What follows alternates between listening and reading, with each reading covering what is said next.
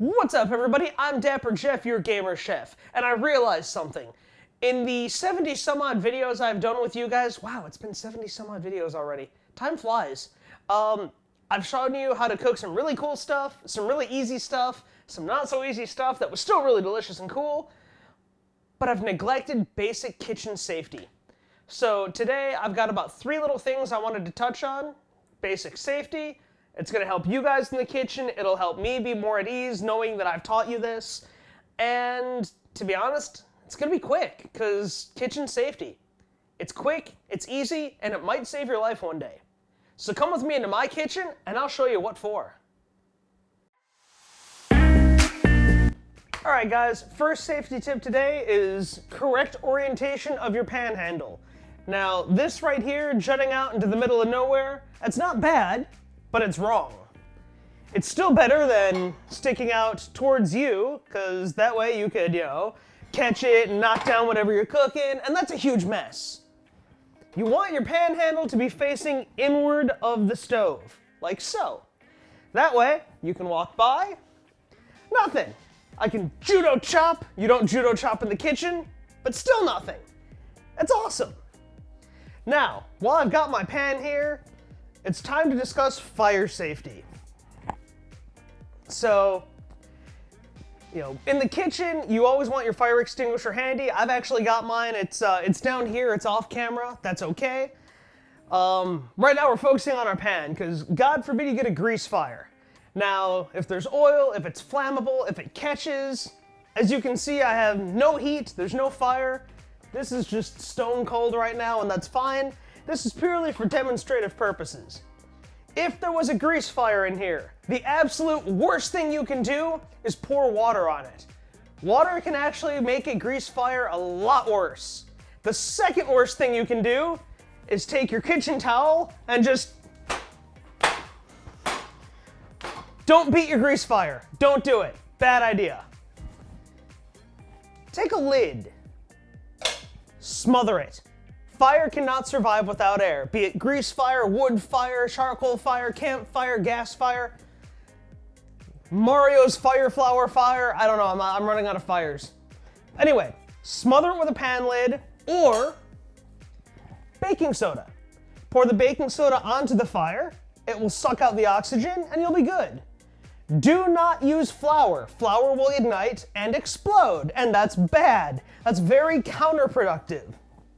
Like I said, also have a fire extinguisher handy, know where it is. Ours is right below our sink, which is off camera, and that's okay.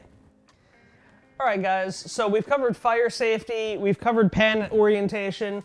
The last thing is knife safety. Now here, I have a knife. It's a beautiful knife. It's got a handle, it's got a spine, it has a blade. But one thing the knife needs is proper handling. So when you're carrying a knife through the kitchen, you want the tip pointed down, the blade itself pointed behind you. So I'm facing this way. The knife is right here at my thigh. Blade is back, so if I trip and fall, I'm not gonna lose the blade.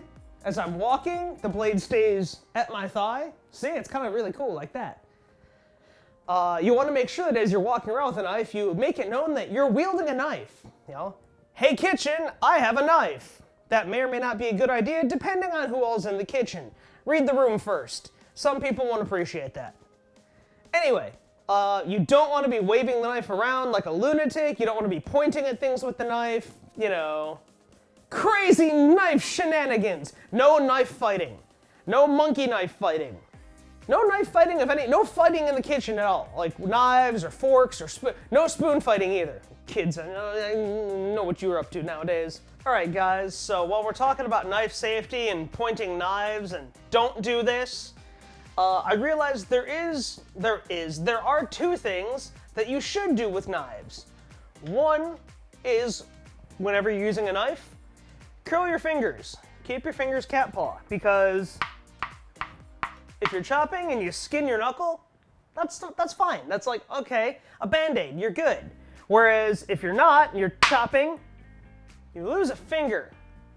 I don't know about you guys, but I have no desire to join the Assassin's Brotherhood.